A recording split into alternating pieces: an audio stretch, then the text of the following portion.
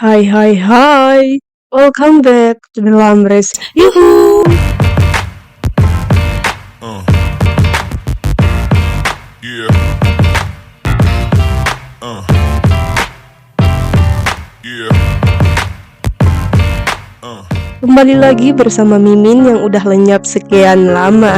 Hai. Nah, di sini Mimin akan kembali menemani rebahan kalian dengan cerita film. Di mana kali ini Mimin akan mengulas film tema kerajaan yang seru, kocak, sedih, dan perjuangannya tuh dapat banget.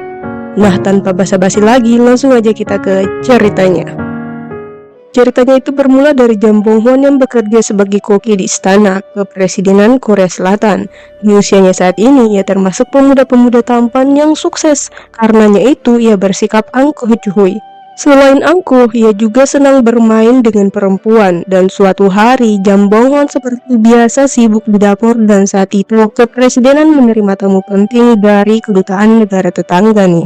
Makanya mereka request untuk dibuatkan menu dari ikan yang katanya favorit si kedutaan, tapi tidak boleh ada satu tulang pun di ikan tersebut. Katanya lagi, si kedutaan sangat sensitif dengan tulang ikan. Mendengar itu, Jang Bong-hwan menyeringai sombong, dan saat kedutaan mencoba masakannya, ia tersenyum penuh makna. Tapi cuy, tiba-tiba ia mengeluarkan sesuatu dari mulutnya. Hal tak terduga terjadi. Bisa-bisanya kail ikan nyangkut di masakan seorang chef ahli. Seketika semuanya heboh kecuali seorang pria yang malah tersenyum. Sedangkan Jang Bong-hwan sendiri yang tidak tahu apa-apa malah asik menggoda seorang wanita. Dan di timing yang pas, suara Ryu memanggil namanya. Dan di sini ia masih bersikap angkuh cuy.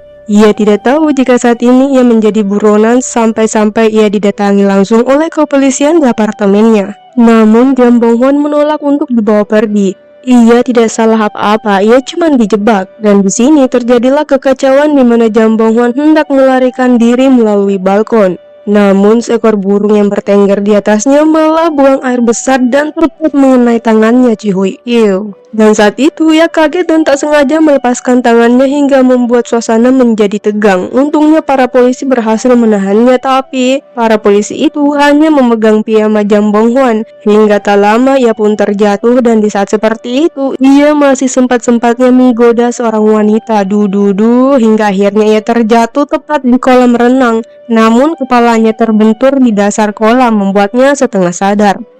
Dan di saat itu seseorang mendekatinya, entah siapa, tapi wanita itu tampak menggunakan pakaian tradisional Korea nih. Ia berenang mendekati tubuh Jang Bong-hwan yang mulai tak sadar. Dan saat itu si wanita misterius itu pun memberinya nafas buatan cuy. Setelah beberapa hari kemudian, Jang Bong-hwan pun tersadar. Awalnya ia berpikir jika ia sudah berada di surga nih cuy. Tapi saat ia melihat sekelilingnya, ia merasa heran karena semua yang ia lihat tampak sangat asing cuy. Iyalah, saat ini kan ia terjebak dalam tubuh seorang ratu bernama Kim So-young di masa dinasti Joseon. Tapi saat ini ia belum sadar akan hal itu. Ia pun melakukan beberapa gerakan untuk menyegarkan tubuhnya dan pada saat itu ia tak sengaja menyentuh bagian dadanya. Dan ada yang aneh, hai. Awalnya ia berpikir jika itu cuma lemak, namun saat ia melihat dirinya di cermin, ia auto histeris cuy. Berulang kali ia mencoba melihat dirinya di cermin berharap jika ia hanya memimpikan seorang wanita. Tapi saat ia menatap kembali dirinya dalam cermin, ia baru mengingat jika dirinya saat ini adalah orang yang ia temui saat ia terjatuh dan itu membuatnya shock. Tapi lebih terkejutnya lagi saat ia mengeluarkan suara. Nah, di saat itu muncullah seorang wanita yang bekerja sebagai dayang pribadi ratu bernama Hong Yong. Ia tampak sangat bahagia melihatnya telah sadarkan diri. Berbeda dengan ratu yang saat ini jiwanya diisi oleh Jang Bong-hwan. Ia syok akan apa yang terjadi saat ini. Namun satu hal yang ia suka saat Hong Yong mendekatinya dan memeluknya. Namun saat itu si Hong Yong memberinya tonik membuatnya terkejut. Hong Yong pun menundukkan kepala. Ia memohon ampun sebab semua itu terjadi karenanya yang lalai menjaga ratu. Ia pun berjanji tidak akan meninggalkannya sendirian. Tapi sayangnya saat ini ratu sudah lenyap dari hadapannya. Ia mengendap-endap keluar dan seketika ia kembali syok melihat puluhan pelayan di depan kamarnya. Dengan sangat hati-hati ia berjalan berusaha menghindari para pelayan, namun sialnya Hong Yong malah memanggilnya, membuat para pelayan termasuk kepala pelayan ratu bernama Dan Choi melihatnya. Dan terjadilah kejar-kejaran cuy. Pokoknya mereka ini lari ke sana kemari sembari berteriak, "Junjung mama! Baru juga sadar Jambongan sudah berbuat ulah. Duh. Nah, setelah berlari ke sana kemari, ia baru menyadari jika ia berada di istana. Iya, istana sungguhan. Ia lantas ngerem mendadak nih, membuat para pelayan di belakangnya jatuh satu persatu. Nah, di sini Jambongan mengingat barang berharga miliknya. Ia pun memeriksanya, namunnya itu sudah berbeda. Ia sontak berteriak histeris mencari barang berharganya itu, membuat keadaan semakin heboh. Tapi untunglah emosinya ini naik turun, hingga Dayang Choi berhasil membujuknya. Ia lalu diperiksa oleh tabib, dan ya, kalian lihatlah gayanya 100% adalah Jambongan. Melihat tingkah ratu, si tabib kemudian menanyakan tahun kelahiran, nama orang tua, dan alamatnya. Dan semua jawaban ratu membuat tabib bingung. Ya iyalah, tanggal lahir dan alamat yang ia sebutkan adalah alamat Jambongan. Tabib pun keluar dan memberikan kode jika ratu sakit parah, cuy. Di sini Jambongan berpikir keras bagaimana caranya ia bisa kembali ke tubuhnya. Dan ya, ia mendapatkan sebuah ide. Pertama-tama ia mencari tahu apa yang terjadi padanya. Hongyong lalu menceritakan insiden di mana ratu terjatuh ke dalam danau. Untungnya pangerannya pun Dang Hongbil menyelamatkan ratu pada saat itu. Mendengar itu, fix Jambongan menyadari alasan mengapa ia berada di tubuh ratu. Ia lalu berjalan menuju danau diikuti para dayang dan itu sangat mengganggunya. Ia meminta dayang tersebut untuk meninggalkannya, namun mereka kekeh mengikuti ratu. Hingga terpaksa nih ratu tancap gas berlari menuju danau dan insiden kejar-kejaran terjadi lagi. Jambongan ini tidak sadar kalau saat ini tubuhnya adalah seorang ratu kali ya. Ia pun tanpa pikir panjang langsung loncat ke dalam danau dengan penuh kebahagiaan. Namun sayangnya danau itu telah kering, cuy. Dan yang terjadi, ia terjatuh di atas lumpur. Oh, tidak mau, ia pun harus kembali dengan penuh kekecewaan nih. Sedangkan raja yang saat ini menjabat adalah Raja Cheoljong. Ia tampan, kalem, wajahnya tampak teduh, pantas ia menjadi idaman para wanita. Tapi nyatanya cuy, saat ini yang mulia raja tengah baca buku yang aneh-aneh pokoknya sampai membuat Kasim ini tersenyum.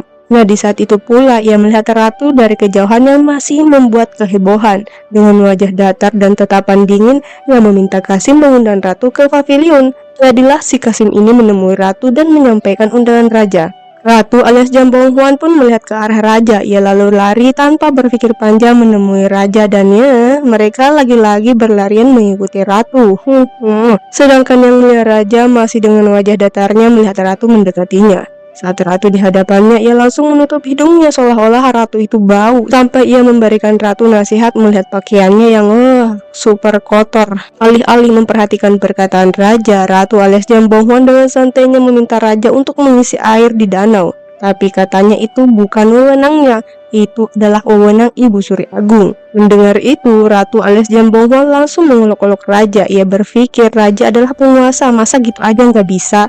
Parahnya cuy, si Jambongan ini memukul tangan raja membuat semua orang terkejut. Ia lalu balik menasihati raja. Katanya, seorang cendekiawan tidak akan menutup hidungnya di depan orang lain. Wah, seru nih. Wajah songong ratu benar-benar tampak mengintimidasi raja. Namun wajah itu seketika berubah saat melihat buku milik raja. Ia tiba-tiba tampak girang, tapi raja tidak membiarkan siapapun menyentuh bukunya. Melihat reaksi raja, ratu semakin menjadi-jadi. Istilahnya semakin dilarang, ia semakin menggila. Dan tarik-menarik pun terjadi. Lagi-lagi Jambongan membuat keributan. Tapi kali ini tidak main-main, ia membuat keributan bersama raja. Sampai-sampai si Kasim pun harus ikut andil. Hingga akhirnya buku milik raja ini terlempar keluar dan seketika kehebohan berakhir. Raja tampak puas lalu pergi meninggalkan ratu. Nah, sebelum terlalu jauh, mari kita perkenalan dulu.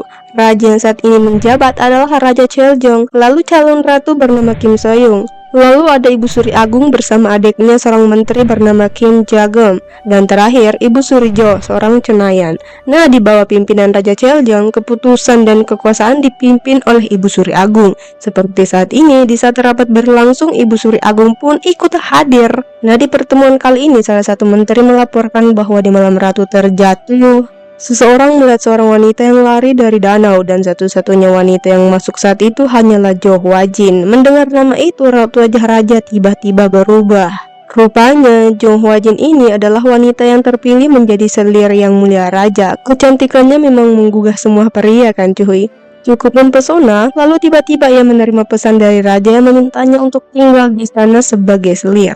Sedangkan di istana ratu alias Jambonghwan masih berusaha untuk kembali ke raga aslinya. Ia bahkan nekat menenggelamkan kepalanya dimanapun ia melihat air, entah itu air bersih ataupun air kotor.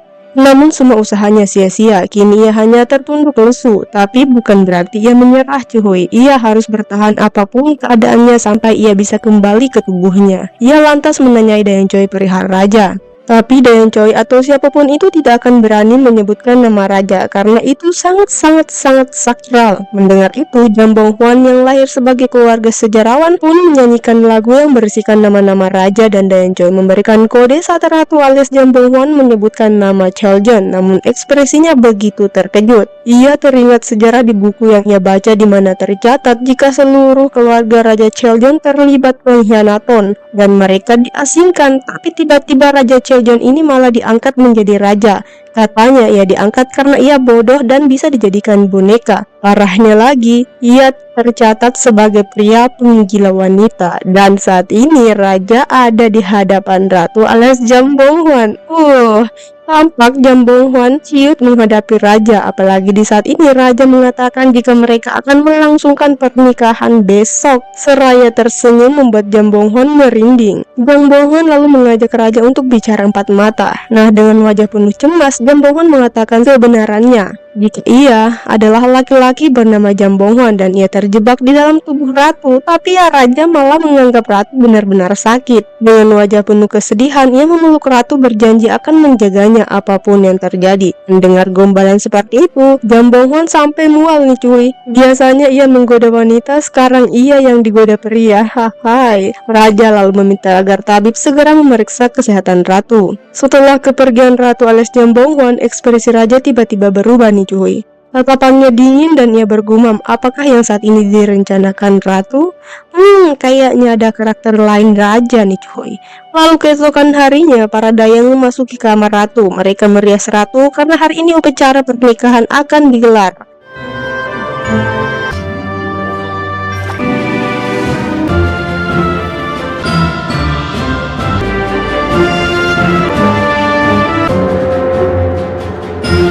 이걸 다 입는다고? Saat upacara dimulai, Ratu alias Jambonghwan menolak untuk memberi hormat pada raja. Secara terpaksa ia dibungkukkan oleh para dayang dan upacara terus berlanjut. Selama itu Jambonghwan sama sekali tidak bersikap sopan cuy. Untungnya upacara berhasil selesai. Kini ratu dan raja duduk di atas pelaminan. Nah, di sini Ratu alias Jambonghwan tiba-tiba mendapatkan sedikit ingatan ratu di mana ia bertemu raja sesaat sebelum ia terjatuh ke dalam danau. Karena ingatan itu membuat Ratu alias Jambonghwan tiba-tiba sesak dan hampir saja terjatuh. Untungnya raja menahan tubuhnya cuy, dan mata mereka saling terikat untuk beberapa saat sebelum ratu menepis raja. Setelah upacara pernikahan selesai, Ratu alias Jambonghwan duduk lega usai melepas semua perintilan di kepalanya yang sedari tadi ingin ia lepas. Di sini ia merasa lega karena upacara pernikahan telah selesai, pikirnya. Padahal malam ini baru permulaan di mana ia harus tidur dan membuat anak bersama raja.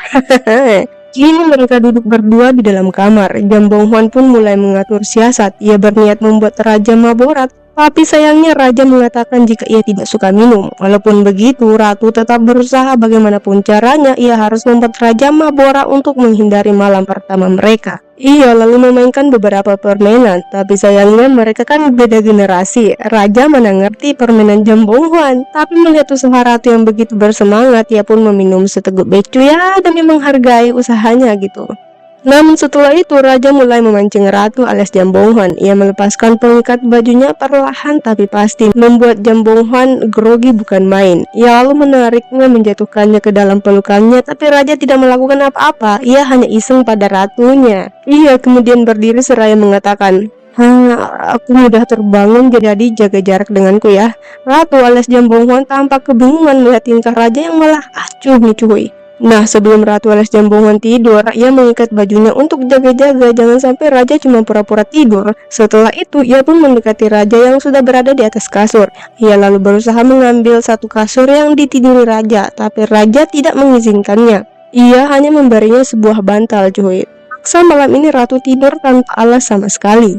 Keesokan harinya Ratu bangun agak kesiangan, bahkan Raja sudah tidak berada di kamarnya lagi. Dan saat itu para dayang masuk dengan penuh senyum. Ratu alias Jambohwan yang baru mengumpulkan nyawanya tersadar jika ikatan di bajunya terbuka, membuatnya shock. Jangan-jangan Raja ngapa-ngapain dia nih semalam. Itulah yang ada di otaknya. Namun ia berusaha menepisnya dan berpikir positif. Oh, ia juga tidak punya banyak waktu untuk memikirkan hal itu, sebab hari ini jadwalnya sebagai ratu akan mulai sibuk, di mana ia harus mengunjungi Ibu Suri Agung. Di perjalanan menuju kediaman Ibu Suri Agung, ia malah salfok pada seorang wanita. Nah, jiwa Jambohwan sebagai pria kini kembali beraksi melihat wanita cantik, cuy. Ia lantas menghampiri wanita tersebut dan ternyata wanita itu adalah Hwajin. Ia yang tidak tahu bahwa Hwajin adalah calon selir malah sok-sokan nih cuy. Dengan senyum semeringah ia menyapa Hwajin, namun respon Hwajin malah sebaliknya. Ia tampak angkuh, entah kenapa, padahal Mimin pikir dia wanita yang kalem, lemah lembut, sopan, tapi ini malah sebaliknya. Ia lalu hendak meninggalkan Ratu alias Jambohwan yang mengajaknya berkenalan. Tapi di saat itu Raja tiba-tiba muncul dan senyum semeringah kembali terpancar di wajah Hwajin. Begitu pula Raja. Di sini Ratu seolah-olah bukan siapa-siapa cuy.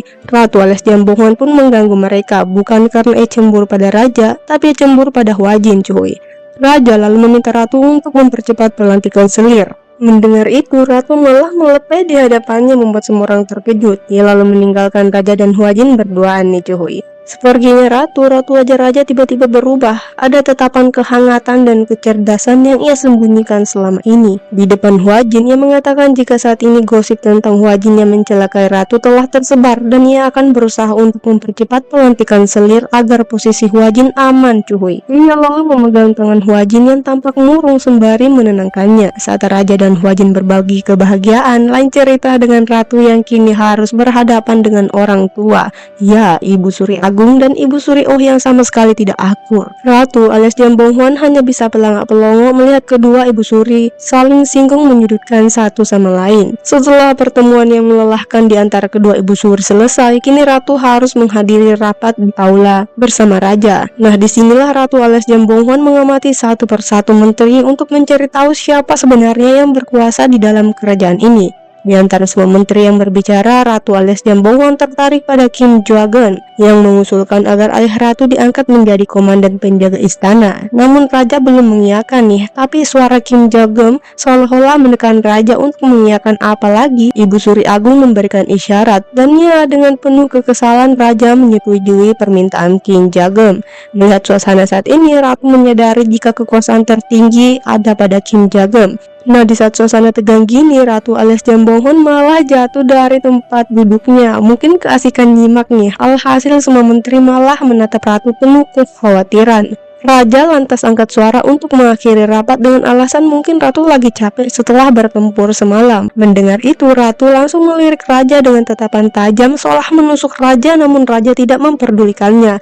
Bahkan saat Ratu alias Jambohwan memastikan langsung jika semalam tidak terjadi apa-apa, tapi Raja berkata lain. Ia berkata mungkin Ratu tidak mengingatnya karena mabora berat semalam. Itulah perkataan terakhir Raja sebelum meninggalkan Ratu dengan penuh tanda tanya. Setelah perpisahan mereka, Ratu tak ingin ambil pusing. Ia lalu berusaha menghibur diri dengan mendatangi Hwajin sekaligus menobatkannya sebagai selir. Duh, Jambohwan ini nggak sadar terus ya kalau ia ini posisinya sebagai ratu. Bisa-bisanya ia dengan entengnya menobatkan seseorang sebagai selir. Itu sama halnya menciptakan saingan sendiri. Apalagi Hwajin ini tampak sangat sensitif jika berada di dekat ratu. Ia bahkan tidak ada sopan-sopannya sama Ratu alias Jambohwan ini cuy.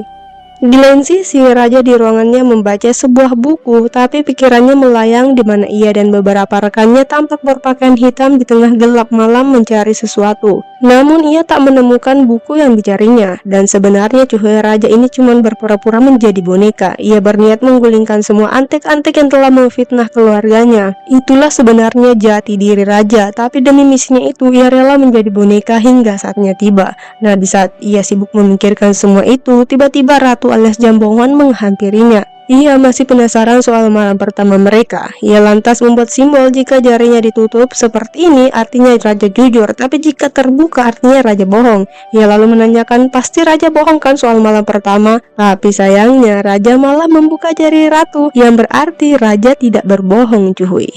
Hal itu membuat Ratu alias Jambonghon mulai khawatir. Ia tampak sangat frustasi. Tapi walaupun begitu, hidup kan harus terus berlanjut. Makanya ia butuh energi untuk cerita berikutnya nih. Ia lantas mengisi nutrisi dulu dan saat ia hendak berbagi makanan, tiba-tiba kepalanya kembali terasa sakit cuy. Lagi-lagi ingatan tentang raja malam itu membuat dadanya sakit. Ia menyadari sakit yang ia rasakan saat ini bukan penyakit fisik, tapi batin. Sepertinya ratu asli menyukai raja, sebab malam itu ratu mengatakan jika raja harus menyukainya. Tapi di mata raja hanya terpancar kebencian pada ratu, bahkan ia meninggalkannya begitu saja. Ia pun mengingat di saat malam pertama mereka dan itu membuatnya yakin jika malam itu tidak terjadi apapun di antara mereka. Menyadari hal itu, Ratu alias Jambonghon langsung bersorak gembira membuat pelayan yang sudah khawatir setengah metong terkejut.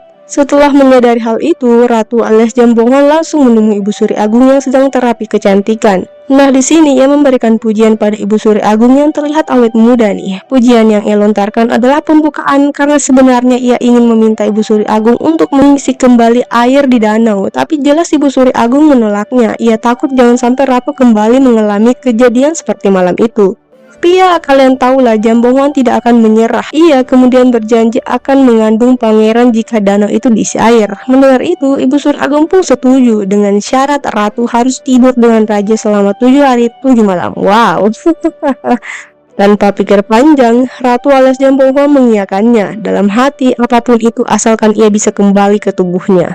Di saat Ratu alias Jambonghon bertemu Ibu Suri, Hwajin juga tak mau kalah. Ia lantas menemui Ibu Surijo. Entah apa yang mereka bicarakan, tapi Ibu Surijo tampak memberinya sebuah jimat. Sekembalinya, Hwajin mengingat kejadian malam itu di mana Ratu mengatakan padanya jika suatu saat nanti Hwajin juga akan merasakan kehilangan orang yang ia cintai. Lalu Ratu melompat ke dalam danau. Sepertinya ada misteri nih cuy di antara Raja, Ratu, dan selirnya ini. Kembali ke Ratu yang saat ini bersama Raja di kamarnya. Ia lalu membuat kesepakatan don't touch pada Raja yang artinya tidak saling sentuh. Tapi Raja tidak mengerti nih. Ia pun menolaknya mentah-mentah. Melihat Raja yang amat keras kepala ini, paksa Jambonghon mengeluarkan trik jitunya. Ia pun dengan sengaja menggoda Raja dan tak disangka hal ini berhasil membuat Raja auto pergi cuy. Setelah kepergian Raja, Jambonghon kembali beraksi. Kali ini ia berdandam bak seorang pria tangguh dibantu Hongyong. Sebelum pergi, Hongyong mengingatkannya untuk kembali sebelum bel ke-28 berbunyi. Jika ia terlambat, semua pintu gerbang akan ditutup. Dengan bekal info dari Hongyong, Ratu alias Jambonghon pun keluar. Belum jauh melangkah, ia bertemu seorang pria bernama Kim Hwan. Ia tak sadar jika saat ini ia tengah bersama Ratu. Dan si Ratu alias Jambonghon yang humble langsung akrab dengan Kim Hwan. Bahkan mereka akan keluar bersama. Dan di sepanjang jalan, si Kim Hwan ini terus mengoceh. Ia berceloteh mengenai raja yang mimpi buruk tiap malamnya. Hal ini cukup membuat telinga Jambonghon panas cuy. Tapi berkat Kim Hwan, ia berhasil melatih penjaga gerbang. Setelah melewati gerbang, Jambonghon terpaksa membuat Kim Hwan jatuh pingsan. Ia lalu mengunjungi rumah Giseng untuk bersenang-senang malam ini. Dan ya, jiwa Jambonghon bersorak gembira melihat para wanita yang akan menghiburnya malam ini cuy. Di tempat yang sama, Pangeran Yeonpyeong dan Hongbyo membahas tentang buku besar yang mereka cari cuy. Katanya hanya kediaman keluarga ratu yang belum mereka geledah. Hongbyo yang tampak sangat cerewet ini mengeluh pada seseorang yang berada di balik tirai yang memperkerjakannya tanpa kenal pagi, malam, siang. Pria yang berada di balik tirai itu rupanya adalah raja cuy. Sedangkan ratu saat ini tengah keliling mencari toilet, tapi karena mabora ia malah salah masuk. Dia memasuki ruangan di mana raja berada dan mereka terkejut bukan main. Bukan hanya raja, pangeran, dan Hongbyo, tapi ratu pun terkejut bukan main. Bukan karena ia menyadari keberadaan raja, tapi karena ia salah ruangan cuy. Setelah menyadari, ia lalu pergi meninggalkan ruangan tersebut. Seperginya, Hongbyo auto panik bukan main. Ia mengira ratu sengaja dikirim untuk memata-matai mereka. Karenanya itu, mereka pun semakin panik. Jadi raja mengambil keputusan untuk membungkam ratu dengan tangannya sendiri. Ia pun keluar mengejar ratu dengan sebilah pedang di tangannya. Sedangkan ratu yang mendengar lonceng berbunyi buru-buru balik ke istana. Namun di perjalanan ia malah dicegat oleh Yang Mulia Raja cuy. Raja yang menggunakan masker kala itu menghunuskan pedang ke leher ratu. Nyawa ratu kini tergantung kalimat yang akan diucapkannya. Jika perkataan ratu mencurigakan, ia akan langsung melenyapkannya. Tapi anehnya Ratu alias Jambonghon malah mengancamnya. Bahkan ia memberikan segepok uang. Melihat tingkah ratu, raja benar-benar bingung dibuatnya. Tapi ia tidak boleh lengah. Jambonghon kini berlaga seolah ia pria tangguh, membuat raja semakin bingung. Lalu tiba-tiba sebuah pedang melayang mengenai masker raja. Lalu muncullah seorang pria, cuy. Dan mereka pun akhirnya berduel. Keduanya sama-sama jago dalam belah diri, dan keahlian keduanya tak bisa dipungkiri. Hanya saja raja agak kesulitan, cuy, karena ia harus menyembunyikan wajahnya. Walaupun begitu, ia masih bisa mengimbangi pria tersebut. Di saat itu, Ratu alias Jambonghon yang Babora malah bersorak melihat pertarungan yang sengit. Untunglah Pangeran Yampion dan Hombil tiba dengan cepat hingga mereka bisa membantu raja lolos dari lawannya. Setelah kepergian raja, pria ini langsung menemui ratu, dan rupanya pria ini adalah sepupu ratu yang bernama Kim Byong-in. Ratu alias Jambonghon melihat sepupunya itu dan ia merasa aneh dengan tatapannya yang penuh kasih sayang. Tapi karena Mabora, Ratu alias Jambonghon jatuh tak sadarkan diri. Kembali ke raja yang masih penasaran mengapa ratu bisa berada di tempat mereka dan apakah rencananya. Tapi berdasarkan perkataan ratu tadi, raja merasa jika ratu tidak tahu apa-apa. Ia pun membujuk Pangeran Yampion yang sudah ngegas untuk melenyapkan ratu. Ratu yang saat ini dibopong Kim Byong-in ke kamarnya. Ia lantas mengingat malam di mana ratu kabur dari istana karena ia merasa hampa. Selain itu, ia juga merasa takut untuk hidup. Entah tekanan apa yang ia rasakan, tapi hal itu membuatnya frustasi. Melihat itu, si Kim Byong-in ini malah ngambil kesempatan, cuy. Ia malah mengungkapkan perasaannya malam itu. Lalu keesokan harinya, Ratu alias Jambonghon menolak makan. Ia bosan dengan menu itu saja. Karenanya itu, ia pun terjun langsung ke dapur memasak masakan yang ia suka. Dengan gayanya sebagai Jambonghon, ia membuat pelayan dan chef istana terpukau. Setelah selesai masak, ia pun kembali ke kediamannya dan menyantap makanan yang sangat ia rindukan. Apalagi kalau bukan mie. Nah, di saat itu tiba-tiba raja datang menemuinya. Tatapan mereka langsung beradu. Mata mereka saling menatap tajam seolah-olah saling melemparkan tuduhan walaupun mulut mereka berkata lain. Raja yang semakin penasaran mendekati ratu, tapi ratu malah sendawa di wajahnya membuat raja syok dan langsung pergi. Tak berserang lama, Kim Byong-in pun mengunjungi ratu. Ia berusaha mencari tahu siapa dalang dibalik jatuhnya ratu ke danau dan yang menyerangnya semalam. Mendengar itu, ratu keheranan. Orang yang menyerangku? Tanyanya. Jadi cuy, karena Mabora berat, Ratu alias Jambonghon ini tidak mengingat kejadian semalam. Tapi karena Kim Byong-in ini membahasnya, jadilah ia mengingat kejadian semalam. Karenanya itu, Ratu alias Jambonghon baru berpikir jika posisinya sebagai ratu tentu akan membahayakan nyawanya. Nah, di sini si Kim Byong ini lagi-lagi mengambil kesempatan. Ia menawarkan diri untuk menjaga ratu, tapi sayangnya ia ditolak mentah-mentah. Katanya ia bisa jaga dirinya sendiri. Dan kini Ratu alias Jambonghon akan mengamankan dirinya dengan merebut hati Ibu Suri Agung. Jadinya ia akan memasak masakan khusus untuk Ibu Suri Agung. Masakan yang enak tapi bisa membuatnya tampil cantik, awet muda, dan anggun sesuai dengan impian Ibu Suri. Ia pun menggunakan keahliannya sebagai seorang chef handal dan kali ini ia akan pastikan tidak ada yang salah dalam masakannya. Ia pun kembali bergelut di dapur bersama para chef kerajaan. Tapi belum apa-apa, tiba-tiba Hong Yong melaporkan jika raja berada di kediamannya saat ini. Jadilah keduanya kembali bertemu seperti biasa. Tatapan mereka kembali saling beradu. Di sini raja ingin memastikan apakah ratu sengaja menguping pembicaraannya semalam. Ia lalu memasang kata-kata jebakan untuk memastikannya. Tapi Ratu alias Jambonghon malah kebingungan. Ia sama sekali tidak mengerti maksud raja. Melihat reaksi ratu, raja masih belum yakin. Ia masih harus memastikan apakah ratu berbohong dan pura-pura tahu. Makanya ia memutuskan untuk tidur di kediaman ratu. Jadilah mereka tidur di atas kasur yang sama. Pikiran mereka sama-sama berkecamuk, saling menuduh satu sama lain. Kendati begitu, malam yang semakin larut memaksa mereka terlelap dalam tidur. Dan saat terlelap, raja malah bermimpi buruk. Ratu yang mendengar erangan raja pun terbangun. Ia berusaha membangunkan raja yang terlihat pucat. Namun saat sadar, raja malah menyebutkan nama Huajin seraya memeluknya. Mendengar itu, entah mengapa Jambonghon merasa sangat marah hingga memukul raja sampai terbangun nih cuy. Lalu keesokan harinya di pagi-pagi buta, Ratu alias Jambonghon kembali beraksi di dapur. Hari ini ia harus merebut hati Ibu Suri Agung. Jadi ia pun kembali bergelut dengan bahan-bahan makanan yang ada di hadapannya. Pertama-tama ia harus membuat panggangan dari tanah liat dibantu para chef kerajaan. Dan tak terasa waktu berlalu begitu cepat. Malam pun semakin larut dan Ratu alias Jambonghon masih bergelut. Kali ini ia akan memanggang daging secara tradisional. Di saat ia sibuk di dapur, raja rupanya telah menunggunya di kediamannya. Setelah cukup lama menunggu, Rencoy baru melapor jika malam ini ratu tidak akan ada di kediamannya. Alhasil raja berpikir jika ratu menghindarinya. Padahal ratu alias Jambonghwan sibuk masak sampai pagi loh. Dia menunggu masakannya demi Ibu Suri Agung yang saat ini tengah mengeluh sakit gigi dan menolak untuk makan. Namun karena masakan ratu, ia pun terpaksa mencobanya. Dan saatnya mencobanya, mulutnya malah tidak bisa berhenti saking enaknya nih cuy. Ia pun menemui ratu yang gelisah apakah makanannya disukai Ibu Suri Agung, dan untungnya makanannya itu sangat disukainya. Ia pun berterima kasih pada ratu. Nah di sini ratu alias Jambonghwan yang telah berhasil mengambil ratu Ibu Suri Agung dengan besar kepala mengatakan jika masakannya ini sehat dan dijamin akan membuat Ibu Suri Agung tampil lebih awet muda, dan ia berjanji akan terus memasak makanan untuk Ibu Suri Agung asalkan danaunya kembali diisi air. Dan tanpa ragu-ragu Ibu Suri Agung langsung mengiyakannya. Tapi ada satu kendala cuy, danau yang seluas itu akan memakan waktu berapa lama jika menggunakan energi para pelayan seperti ini. Ratu alias Jambonghwan pun memutar otak lalu meminta mereka saling mengopor ember agar energi mereka tidak terbuang sia-sia. Setelah puas memantau para dayang, ratu dan raja kembali bertemu. Ya, lebih tepatnya raja menunggu ratu di kediamannya. Bahkan raja menyiapkan jamuan khusus untuk mereka malam ini. Seperti biasa, tatapan mereka masih saling mengisyaratkan kewaspadaan. Nah di sini raja menyiapkan teh melati sebagai hidangan, dan saat menghirup aroma melati itu, tiba-tiba ratu alias Jambonghwan mengingat aroma yang sama di ruangan Giseng malam itu. Ia juga mengingat aroma teh melati ini pada baju orang yang menyerangnya. Dan pada kesimpulannya, ratu yakin jika rajalah orang yang menghunuskan pedang padanya. Tatapannya yang setajam pisau kini mengarah pada raja, tatapan yang penuh kebencian dan amarah cuy. Sedangkan raja menunggu respon ratu dengan belati di tangannya.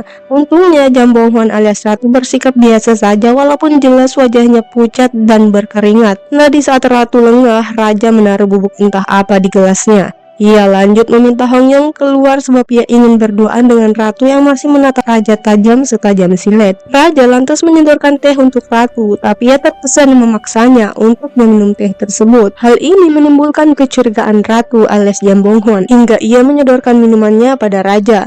Jambonghwan malah balik meminta raja meminum teh tersebut, dan tanpa ragu raja langsung meminumnya. Tapi setelah itu cuy, raja bangkit menarik tubuh ratu membuatnya meminum teh tersebut dari mulutnya secara langsung. Setelahnya itu ratu alias Jambonghwan berusaha untuk memuntahkan teh tersebut, tapi raja menahannya. Ia mengatakan, apa yang kau pikirkan? Apakah kau berpikir aku meracunimu? Raja kemudian mengambil tusuk kondek ratu dan mengeraskannya pada lehernya seraya mengatakan, jika itu racun maka lidahmu akan lumpuh lebih dulu. Di saat kau merasakannya silahkan tusuk aku. Ratu alias Jambonghwan ini tanpa ragu-ragu menekan tusuk konde itu di leher raja. Dalam hatinya, kalau aku lenyap setidaknya kau pun harus ikut dong. Tapi tak berserang lama, ratu malah kehilangan kesadarannya. Rupanya raja ini menaruh semacam obat terlarang untuk membuat ratu berkata jujur. Jambonghwan yang telah setengah sadar hendak pergi, namun raja menghalanginya. Ia lalu menanyakan, apa yang kau dengar malam itu? Nah di sini Jambonghwan pun akhirnya mengatakan jika malam itu kaulah yang berusaha membunuhku.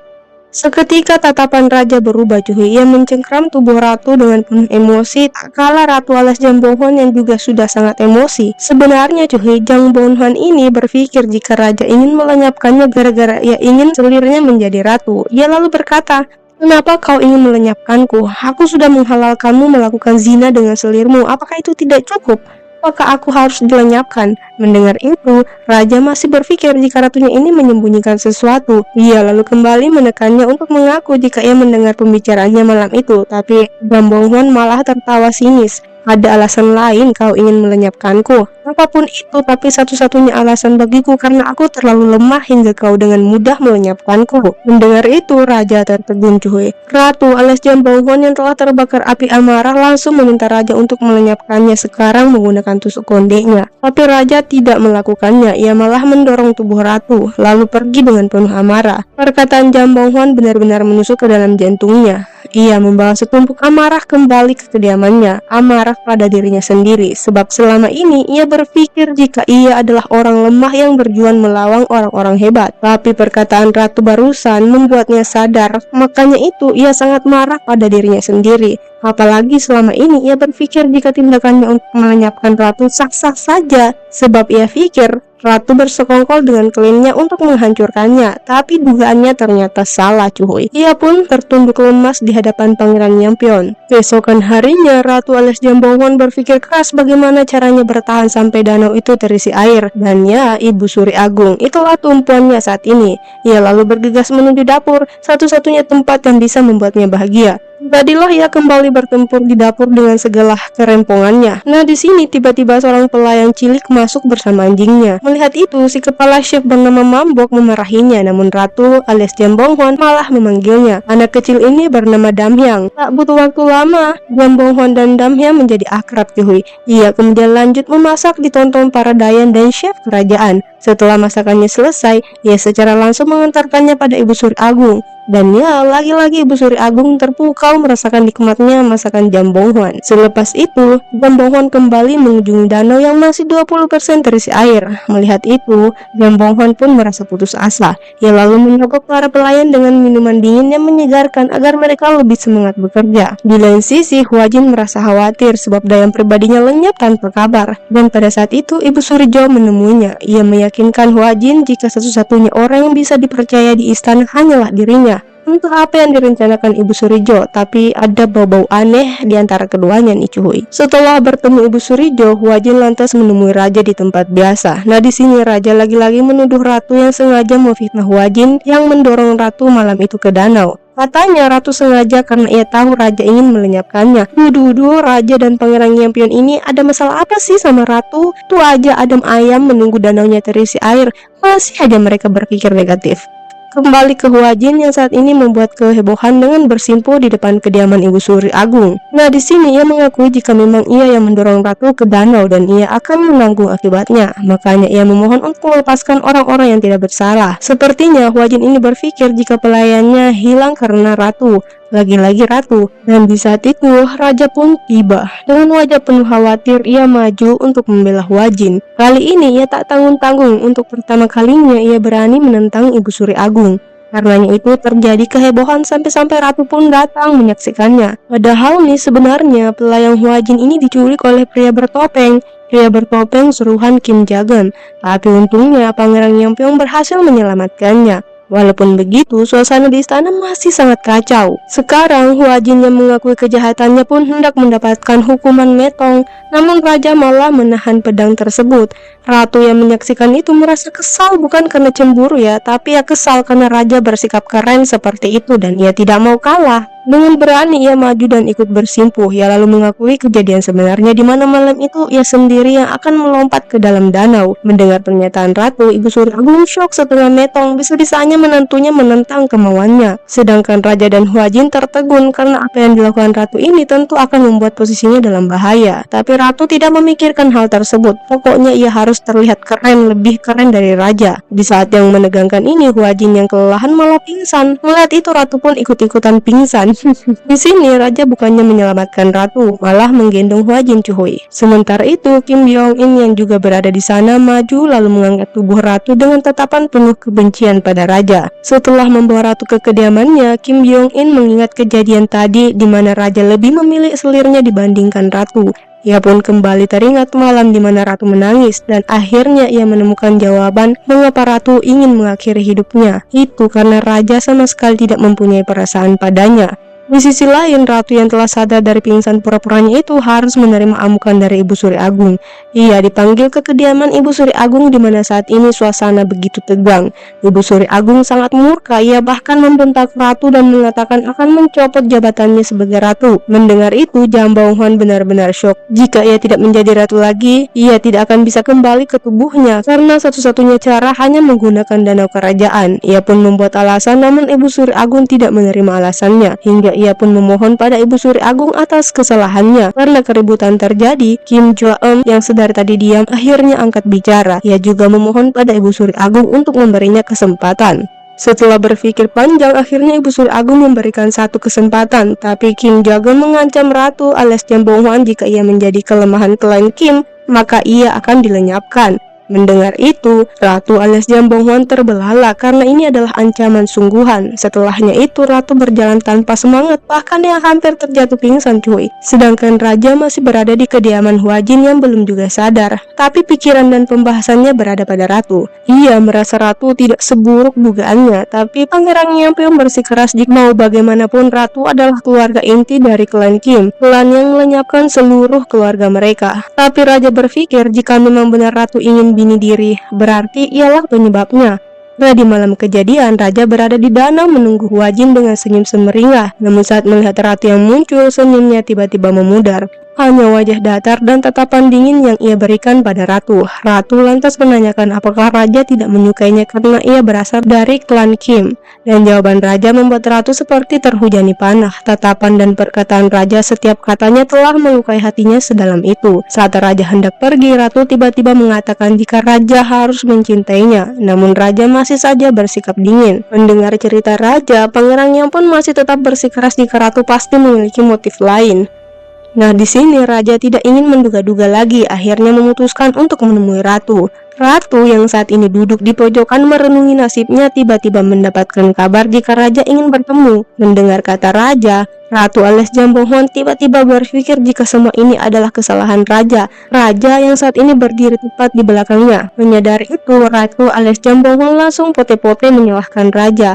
Raja yang menghunuskan pedang padanya, Raja yang membuatnya hampir bunuh diri, dan Raja bersama kekasih idamannya yang ia bela hingga membuatnya hampir diturunkan dari posisinya saat ini. Mendengar itu, Raja terkejut. Bisa-bisanya klan Kim ingin menurunkan posisi Ratu. Ia syok, tapi Ratu tersenyum. Ia mengatakan, inikah yang kamu inginkan supaya kekasih idamanmu itu bisa menjadi Ratu? Melihat kondisi Ratu yang berapi-api saat ini, Raja pun pergi. Namun sebelum itu, ia mengatakan akan kembali menemui Ratu setelah Ratu lebih tenang. Tapi Jambong Huan memintanya jangan datang lagi jika Raja tidak bersedia berlutut dan meminta maaf padanya. Saking marahnya nih, ia sampai melempar tusuk kondeknya, membuat semua orang yang berada di luar ruangan syok bukan main. Lalu keesokan harinya, Ratu kembali berjuang memasak di dapur demi Ibu Suri Agung. Kali ini ia lebih bersemangat untuk kembali mendapatkan hati Ibu Suri Agung, dan semua orang pun sibuk kesana kemari membantu Ratu. Nah, Ibu Suri sendiri sudah sangat kelaparan karena ia tidak mau makan jika bukan masakan Ratu. Tapi kan ia gengsi nih menemui Ratu setelah kejadian kemarin. Nah, tak berselang lama, makanan yang dimasak Ratu akhirnya tiba. Dengan penuh semangat, Ibu Suri Agung keluar melihat tandu yang berisikan makanan lezat. Tanpa buang-buang waktu, ia pun langsung menyantap makanan Ratu. Dan ya, semua makanan ludes dimakan Ibu Suri Agung, yang tersisa hanyalah mangkuk, piring, dan sendoknya saja. Melihat itu, Ratu tersenyum puas. Ya, mana ada yang bisa menolak makanan lezat dari chef handal Jambong Huan. Ya. Di sisi lain, Huajin menemui Ibu Surijo dan kembali menghasut Huajin untuk menggulingkan Ratu dengan menjelek-jelekannya. Tampak Huajin ini mulai termakan omongan Ibu Suri. Apalagi saat ia teringat malam kejadian di mana ia bertemu Ratu. Pembahasan mereka malam itu membuat Huajin ketakutan. Katanya Ratu mengetahui kebohongan Huajin selama ini. Tapi Huajin balik membalas perkataan Ratu, membuatnya begitu emosi sampai ia menyumpahi Huajin jika ia akan merasakan kehilangan orang yang ia cintai. Itulah kalimat terakhir Ratu sebelum ia meloncat ke dalam danau. Sebenarnya di sini Huajin bisa saja menolong Ratu, tapi ia memilih untuk pergi meninggalkannya. Ingatan itulah yang terus menghantui Huajin. Nah, kita ke Raja dulu yang saat ini tengah duduk sendiri membaca buku seni bela diri ditemani suara hujan yang terdengar begitu riuh, membuatnya tak lagi fokus pada buku bacaannya. Ia malah mengingat perkataan Ratu yang memintanya berlutut dan meminta maaf. Karenanya itu, ia pun mengumpulkan keberaniannya dan menemui Ratu yang tampak sangat bahagia di bawah guyuran hujan. Di sini Ratu memang benar-benar bahagia karena hujan lebat ini pasti akan membuat danau terisi air malam ini juga. Saking senangnya ia bahkan tidak menyadari kehadiran Raja yang saat ini tatapannya pada Ratu tidak lagi dingin. Ada sesuatu yang kini terpancar di mata Raja saat melihat Ratu. Setelah cukup lama melihatnya, Raja pun mendekatinya seraya mengatakan permintaan maafannya karena telah banyak melukainya. Tapi sayangnya Ratu alias Jambong Huan tidak peduli lagi. Emosinya kini telah reda dan perkataannya malam itu hanyalah luapan emosi. Ia bahkan meminta Raja untuk pergi saja dan melupakan semuanya. Mendengar itu, Raja tidak terima dong diusir oleh Ratu. Ia juga protes kenapa Ratu alias Jambong Huan selalu berkata tidak sopan padanya. Ratu alias Jambong Huan yang berpikir akan balik ke tubuhnya malam ini berkata, ini terakhir kalinya kau bukan mendengarku. Perkataannya ini tidak dihiraukan oleh raja. Ia menganggap itu hanyalah guyonan ratu seperti biasanya. Sebelum pergi, ia memberikan ratu payung yang ia gunakan. Lalu ia pun pergi meninggalkannya, lupa menoleh ke arahnya seraya memberikan tatapan dan senyuman yang selama ini ia kubur dalam-dalam untuk ratunya.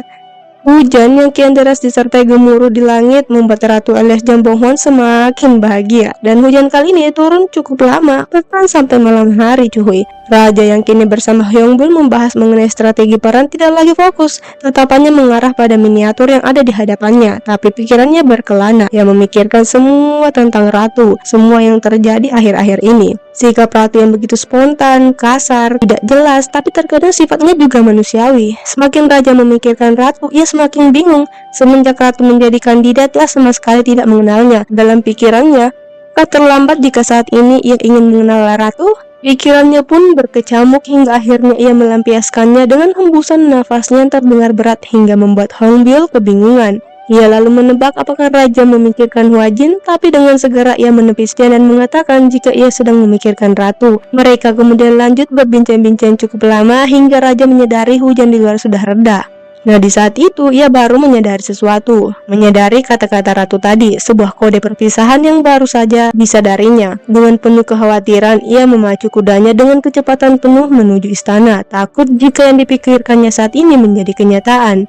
Nah, setibanya di danau, Raja tak menemukan siapapun, tapi ia melihat baju dan tusuk konde milik Ratu. Tanpa basa-basi lagi, ia langsung loncat ke dalam danau yang telah terisi full air. Sayangnya, ia kehabisan nafas dan belum menemukan Ratu. Ia pun kembali mengambil nafas, lalu kembali menyelam dan kini ia berhasil melihat Ratu yang sudah setengah sadar. Ia lalu berusaha menarik Ratu kembali ke atas, walaupun ada sedikit penolakan. Dan saat mereka kembali ke atas, Ratu malah ngamuk. Ia sama sekali tidak ingin diselamatkan, toh selama ini Raja ingin melenyapkannya. Kenapa saat ia hendak lenyap, malahan Raja menolongnya? Ratu alias Jambohwan kemudian kembali berusaha untuk melompat ke danau, tapi Raja menahannya sembari mengatakan, "Aku setuju, mari kita lakukan don't touch." Dimana Raja salah mengartikan, ia berpikir don't touch itu berarti hidup bahagia bersama. Dan terjadilah perdebatan yang sengit tentang don't touch.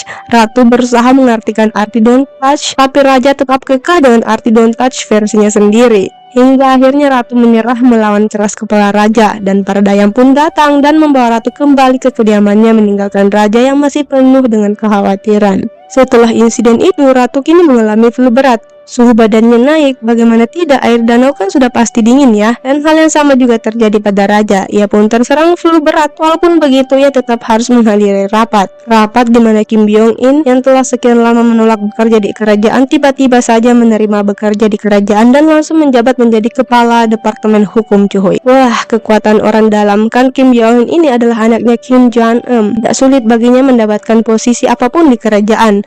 Rapat kemudian berlanjut di mana beberapa menteri mengusulkan Ratu harus digulingkan karena penyakit yang dideritanya. Mendengar itu, entah mengapa Raja merasa kesal dengan tegas. Ia menolak permintaan para menteri dan berjanji akan mengawasi dan menjaga Ratu. Setelah rapat selesai, Kim Byong-in mengunjungi Ratu yang berada di pavilion, dan saat itu juga Raja mengunjungi Ratu. Di sini Raja mempertanyakan kehadiran Kim Byong-in. Dengan nada ngegas, Kim Byong-in mengungkit kejadian di mana Raja lebih memilih selirnya dibandingkan Ratu. Tak hanya sampai di situ, ia juga menekan Raja perihal bagaimana ia akan menjaga Ratu. Mendengar perkataan Kim Byong-in, Raja paham nih kenapa sepupu Ratu ini tiba-tiba ingin bekerja di istana. Raut wajah Raja yang sedari tadi teduh kini berubah menjadi kesal. Kesal karena sepupu Ratu ini begitu lancang padanya. Ia yang sedari tadi diam akhirnya angkat bicara jika ia akan melindungi Ratu apapun caranya. Tapi ini si Kim Byong-in ini malah ngotot jika ialah yang akan menjaga Ratu. Karena suasana memanas, Ratu alias Jambohwan akhirnya angkat bicara. Ia tidak ingin dilindungi siapapun. Raja lantas meminta Kim Byong-in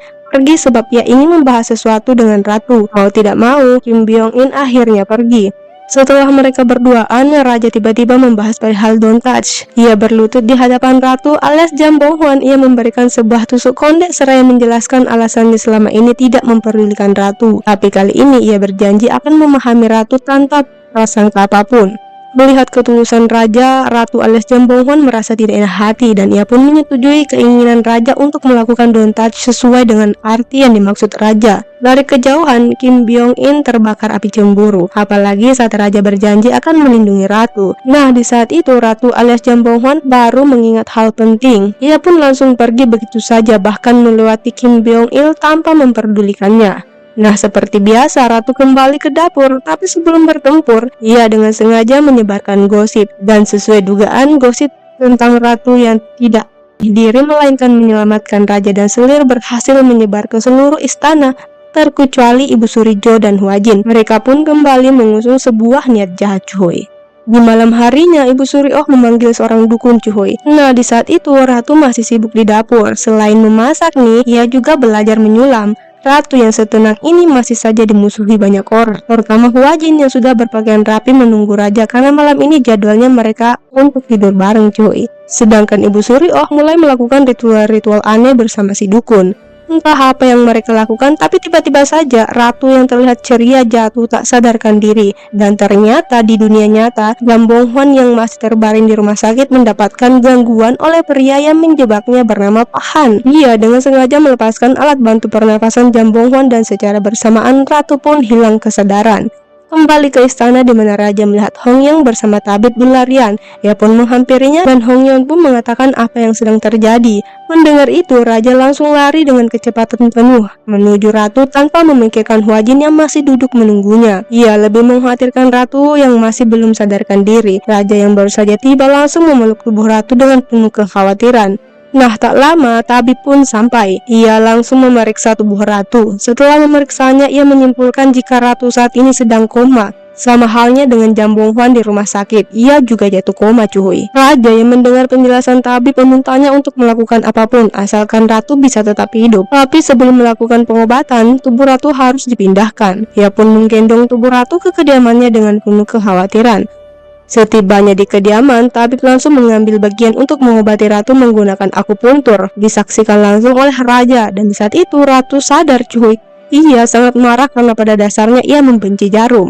Namun tiba-tiba ia kembali tak sadarkan diri. Tabib pun kembali memeriksanya dan mengatakan jika ratu telah melewati masa kritis, tapi bukan berarti ratu aman. Mereka tetap harus menjaganya malam ini. Mendengar itu, raja yang sempat tersenyum bahagia kembali syok. Di lain sisi, Hwajin masih duduk menunggu raja. Ia mendapatkan laporan jika raja ada di aula karena ratu pingsan dan ia akan di sana untuk menjaganya. Mendengar itu, ekspresi kecewa tergambar jelas di wajah Hwajin. Setelah menerima informasi itu, Hwajin langsung menemui Ibu Surijo. Entahlah apalagi rencana mereka berdua.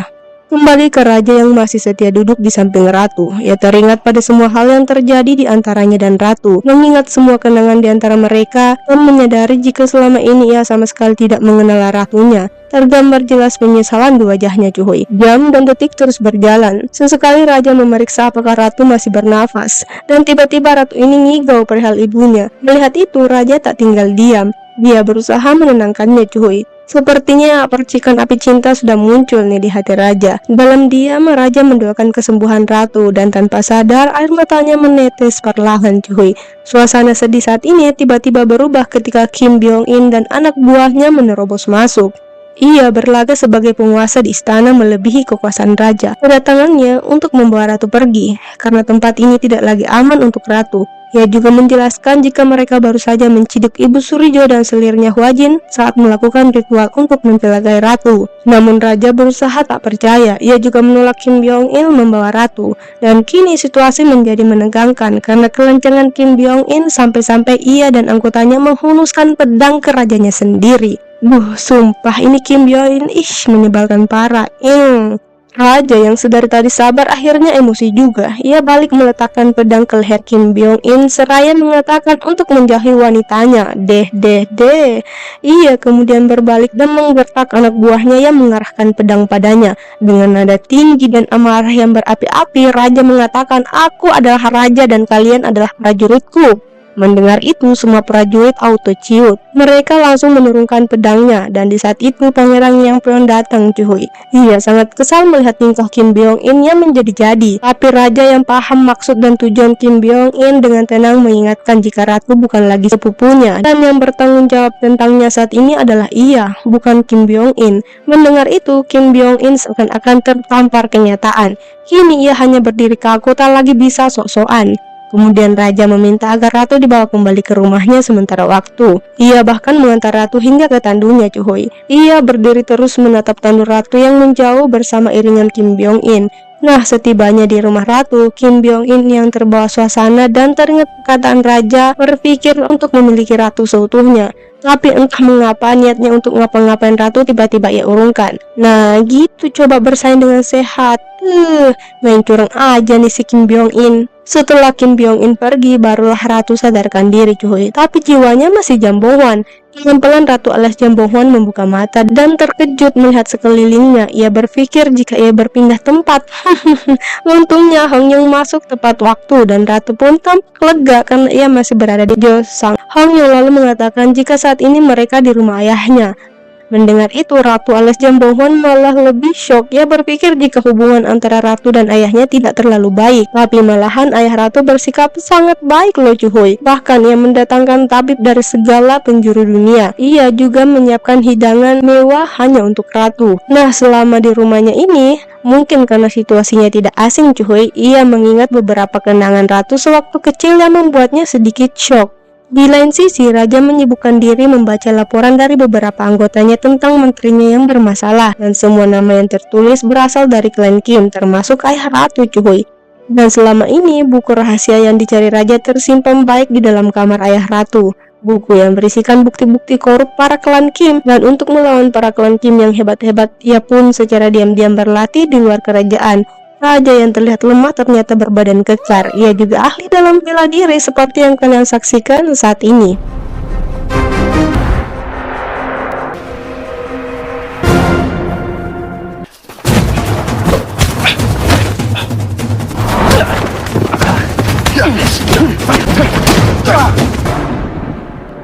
Usai latihan nih, raja berniat menemui ratu. Walaupun keputusannya itu ditentang berat oleh Pangeran Yampeon, tapi keputusannya sudah bulat.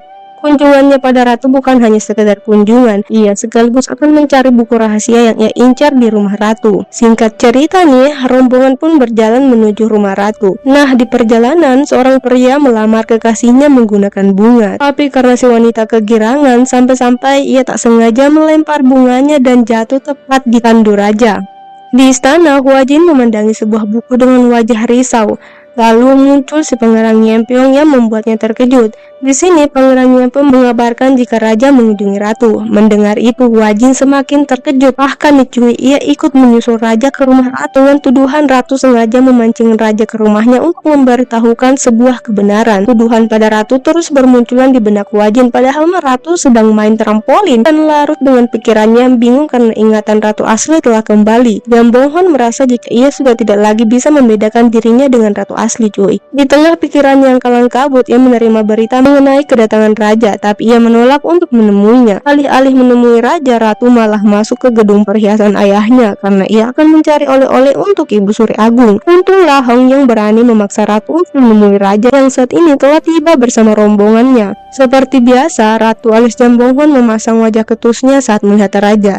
Raja yang berjalan ke arahnya dengan tatapan penuh kehangatan dan cinta, cuy. Hai, melihat itu, ratu kembali mendapatkan ingatannya saat pertama kali bertemu raja, dan itu membuat wajahnya memerah. Apalagi saat raja memberinya bunga. Awalnya ia salting, tapi tiba-tiba ia malah marah-marah sendiri sambil mengusir Kim Soyoung alias ratu asli dari tubuhnya dengan memukul dirinya menggunakan bunga pemberian raja. Melihat itu, raja menjadi keheranan. Ia pun berusaha merebut bunga tersebut, takut ratu melukai dirinya. Tapi ratu alias Jambonghwan menjadi beringas seperti kucing yang hendak direbut makanannya, dan karenanya itu mereka pun kembali berdebat, cuy. Hingga akhirnya ayah ratu muncul dan menyambut raja. Ia pun memintanya masuk dan ia menjamu raja. Nah, di sini raja mencari alasan agar ia bisa berkeliling untuk mencari buku rahasia. Karena permintaan raja ini, ayah ratu tidak bisa menolaknya dan mereka pun berkeliling menyusuri setiap sudut ruangan di rumah. Tak satu pun kegiatan yang lolos dari pengamatan raja. Ia juga memastikan setiap sudut ruangan kali aja ada ruang rahasia gitu. Mereka kemudian lanjut mengelilingi bagian luar rumah ratu. Nah, di saat itu ia melihat sebuah sumur. Seketika ia mencengkram kuat lengan ratu. Ia tampak sangat ketakutan cuy karena ingatan masa kecilnya yang kelam saat ia disembunyikan di dalam sumur dan menyaksikan ayah, ibu dan seluruh keluarganya dilenyapkan. Ingatan itu membuat raja sampai kesulitan bernafas. Nah, di saat itu juga ratu mengingat masa kecilnya di mana ialah orang yang bersama raja kecil di dalam sumur itu. Nah, di saat itu tiba-tiba Huajin datang cuy. Nah, di sini Huajin langsung mengambil alih raja. Ratu yang seperti memiliki pembahasan dengan Huajin meminta raja dibawa masuk terlebih dahulu. Lalu mereka lanjut ngobrol di ruangan ratu. Nah, di sini ratu yang mengingat semuanya mengatakan jika aku sudah tahu bahwa kau adalah Kim Soyoung palsu. Ratu lantas menyarankan agar Huajin memberitahu raja kebenarannya. Tapi niat baik ratu malah disalahartikan Huajin. Ia menganggap ratu mengancamnya. Ia pun meninggalkan ratu dan menemui raja. Ia berniat memanggil raja balik ke istana, tapi raja menolaknya karena ada sesuatu yang ingin ia selidiki. Mendengar itu, Huajin berpikir jika raja menyelidiki kebohongan yang ia sembunyikan selama ini. Dengan penuh kekecewaan, Huajin pun meninggalkan raja dan balik ke istana. Suasana sore hari yang begitu menenangkan bagi raja dan ratu yang sama-sama menikmati kicauan burung dan indahnya alam. Di sini ratu terus memandai raja, pikirannya berkelana menelusuri setiap jejak sejarah keluarga raja yang begitu miris. Di saat ratu kalut dengan pikirannya, raja menyadari pandangan ratu padanya adalah sebuah rasa kasihan. Ia lantas menegur ratu membuatnya saling parah nih cuy. Raja dengan lembut mengatakan, jika ratu bukanlah sekutunya, maka ia harap ratu bukanlah musuhnya. Mendengar itu, Ratu alias Jambonghon lantas menjawab raja dengan nada bercanda, tapi makna kata-katanya mampu membuat raja tersenyum bahagia. Di saat membahagiakan ini, entah angin apa tiba-tiba Kim Byong-in muncul cuy. Dari raut wajah ratu sih ia juga tampak tak menyukai sepupunya itu. Dan alasan Kim Byong-in datang adalah untuk menjaga ratu, walaupun raja sudah memerintahkan kembali ke istana, tapi ia menolaknya. Ia ingin menjaga ratu katanya, tapi tiba-tiba seorang pria muncul nih cuy. Ia berlari ke arah ratu dan secara spontan raja menghalanginya dengan sekali tendangan. Melihat aksi raja itu, tubuh ratu kembali memanas. Kali ini ada getaran aneh di hatinya saat melihat raja. Nah, di sini Kim Byong-in yang ingin menjaga ratu malah lengah, dan ternyata orang yang menyerang ratu itu adalah Kim Byul yang merupakan sahabat Kim Byong-in. Nah, sebenarnya ia tidak ingin menyerang ratu, tapi ia ingin mendekati Hong Yong cuy. Nah, di saat semuanya riuh, ratu alias Jambonghon baru sadar akan perasaannya. Ia lalu kembali melakukan hal aneh untuk mengusir Kim Soyoung alias ratu asli dari tubuhnya. Di lain sisi, Huajin yang galau berdiri di tepi danau. Lalu ia kembali mengingat kejadian malam itu. Tiba-tiba Ibu Surijo datang. Ia membawa sebuah kotak untuk Huajin. Kotak yang berisikan tusuk konde khusus untuk ratu. Ibu Surijo ingin Huajin menjadi ratu, menggantikan posisi ratu saat ini. Dan ya, Huajin yang galau takut posisinya di hati raja direbut ratu pun terbawa suasana dan membongkar sebuah rahasia besar. Kembali ke raja yang akan melakukan aksinya malam ini. Dengan pakaian sederhana, ia mulai mengendap-endap keluar mencari buku rahasia yang dicarinya. Namun bukannya menemukan buku rahasia, ia malah bertemu seorang pria bertopeng, anak buah Kim Jagem cuy.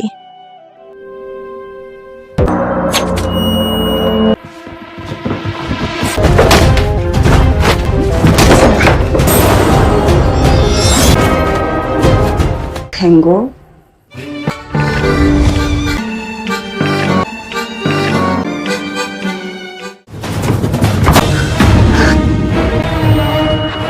Saat raja berjuang habis-habisan melawan si pria bertopeng, ratu yang melihatnya dari dalam berpikir mereka sedang berdansa nih cuy. Ia pun senyum-senyum sendiri, namun senyumnya berubah saat melihat sebuah pisau tepat di hadapannya. Saat itu ia baru sadar jika sesuatu di luar sana sedang terjadi, dan ia pun keluar dengan kendi di tangannya. Ketika ia melihat raja diserang, emosinya meluap-luap. Ia tak terima jika ada yang ingin menyakiti rajanya. Tanpa basa-basi, ia menyerang si pelaku, tapi sayangnya ia malah mengenai raja cuy. Dan karenanya itu si pria bertopeng berhasil kabur. Sedangkan para penjaga yang mendengar keributan berdatangan. Nah, karenanya itu pasti raja akan dicurigaikan cuy. Jadi ia menggunakan ratu malam itu. Ia menggunakan bibirnya sebagai tameng.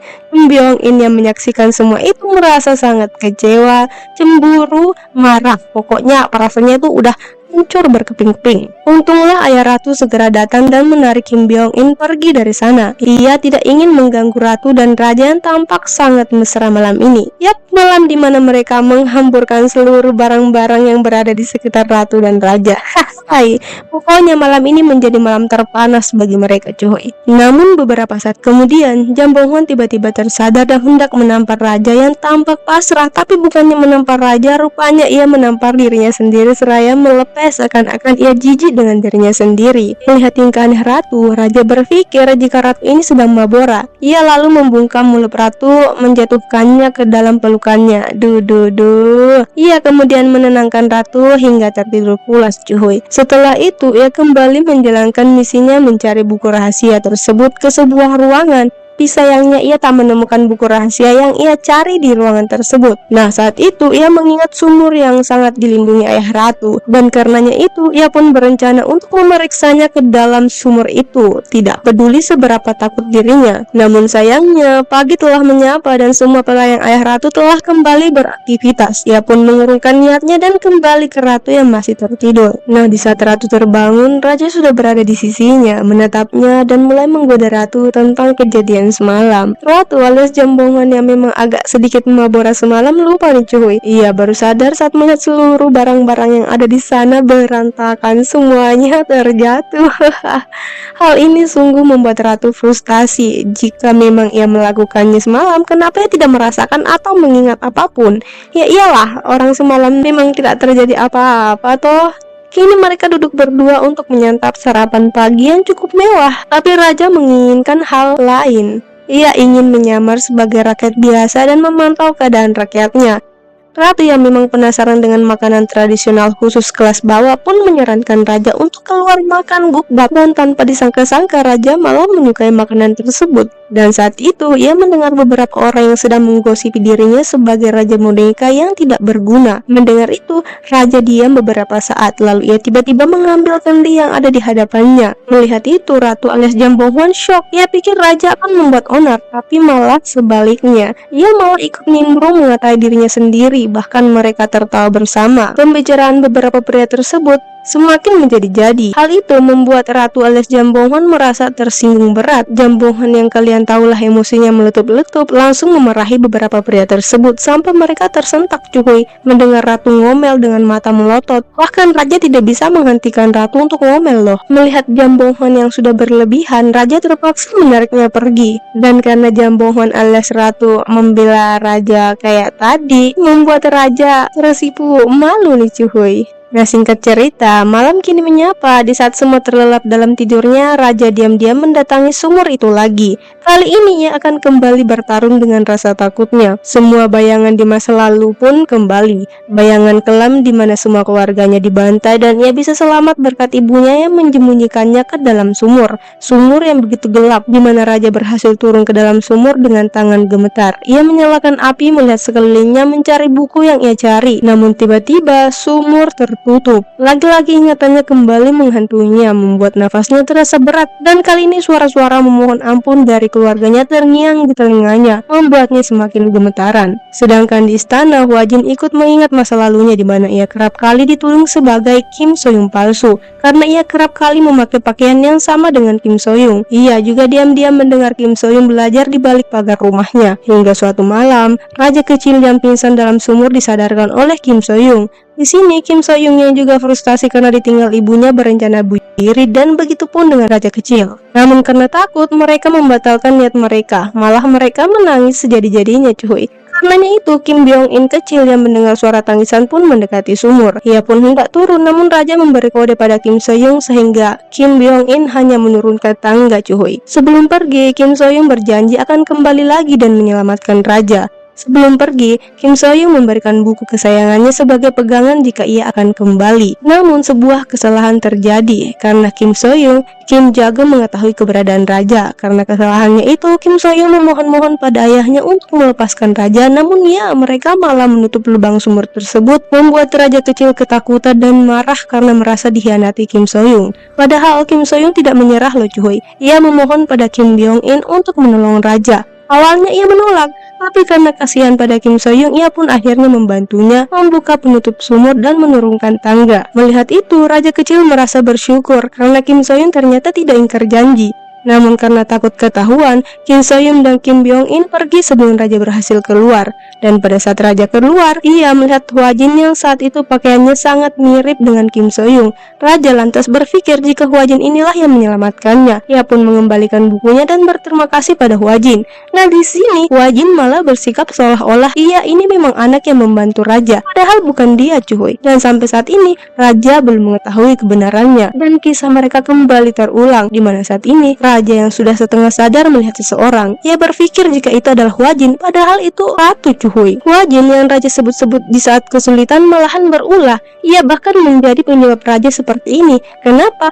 Karena ternyata, cuy, ialah yang diam-diam mengambil buku rahasia yang diinginkan raja sewaktu berkunjung ke rumah ratu. Entah apa lagi nih niatnya Hwa Jin. Scene kemudian langsung berpindah di mana ratu merawat raja yang tadi pingsan, dan saat raja tersadar, ia kembali melihat ratu sebagai Hwa Jin, dan Hwa Jin. Tapi karena raja posisinya sedang sakit, ratu tidak mempermasalahkannya. Bahkan saat raja memeluknya, ia terlihat pasrah dan mengatakan, "Oke, kali ini anggap saja aku Hwa Jin." Sepasrah itu loh, cuy. Lalu keesokan harinya, Hong Yong memergoki ratu dan raja yang tidur bersama. Melihat itu, ia langsung pergi dengan senyuman penuh makna, cuy. Nah, setelah ratu terbangun, diam-diam ia memandangi wajah raja membuat jantungnya berdegup kencang. Ia pun hendak menyentuhnya, namun saat itu raja membuka mata. Seketika ratu berguling menjauh karena salting parah, cuy.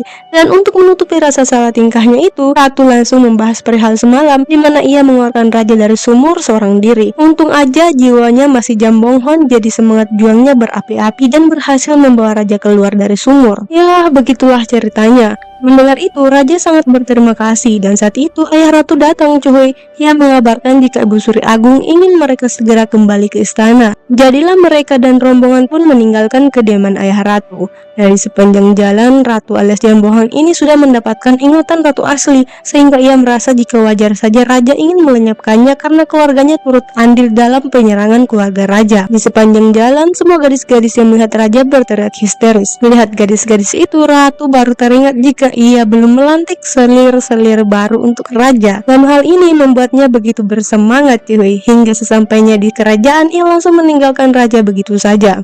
Kabar akan kepulangan raja ke istana pun telah sampai di telinga Hwa Jin. Dengan senyum penuh kebahagiaan, ia berlari ingin menemui raja. Raja yang saat ini berada di tepi danau mencari ketenangan, namun kepalanya dipenuhi pertanyaan perihal buku rahasia yang tak kunjung ia temukan. Nah, di saat itu ratu yang super sibuk melihat raja. Entah apa yang kali ini ia rencanakan, tapi dengan anggun ia berjalan mendekati raja dan menyapanya dengan penuh kehormatan. Bahkan cuy, gaya bicaranya pak seorang wanita bangsawan tak seperti biasanya. Raja yang melihat ratu seperti itu langsung tahu jika ada sesuatu nih. Dan ternyata cuy, alasan ratu bersikap seperti ini karena ia ingin melantik selir baru untuk raja. Anehnya, raja yang mendengar itu langsung memegang tangan ratu dengan tatapan penuh kebahagiaan. Melihat senyum raja, ratu alias Jambongun kembali merasa ada getaran aneh di dalam dirinya. Ia bahkan terpukau sejenak. Dan kejadian ini disaksikan langsung oleh Hwa Jin, cuy, membuatnya sangat cemburu. Ratu alias Jambongun kemudian mengatakan jika ia akan memilih para selir, tapi raja tidak memiliki hak untuk itu. Semua selir kecuali Hwa Jin akan menjadi miliknya. Milik Jambong Hwan maksudnya. Mendengar itu, raja sama sekali tidak protes. Ia malahan tersenyum dan tatapannya penuh kehangatan. Ratu yang merasa ada yang aneh saat melihat senyum raja kembali marah-marah. Ia melarang keras raja tersenyum padanya. Setelah puas marah-marah, ratu pun pergi meninggalkan raja yang tersenyum. Ia bersyukur ratu bisa kembali sehat, walaupun ia akan lebih sering mendapatkan amukan ratunya sendiri. Nah, di lain sisi, Hwa Jin yang terbakar api cemburu memilih untuk tidak menemui raja. Mungkin karena kecemburuan Hwa Jin pada ratu akan membawanya ke dalam lubang hitam. Bisa jadikan apalagi ia merasa paling tersakiti nih di sini. Nah, di saat perasaannya kacau balau nih, berita buruk mengenai dayangnya Owol yang ditemukan meninggoy di sumur membuatnya semakin stres. Nah, untuk memastikannya, Hwa Jin turun langsung. Dan saat melihat mayat tersebut, ia membenarkan jika itu Owol. Nah, di sini Ibu Surijo malah memanas-manasi Hwa Jin, cuy. Aduh, mungkinkah ia akan kembali menyalahkan ratu dan membuat ratu dalam masalah? Saksikan di part berikutnya. Bye bye, love you.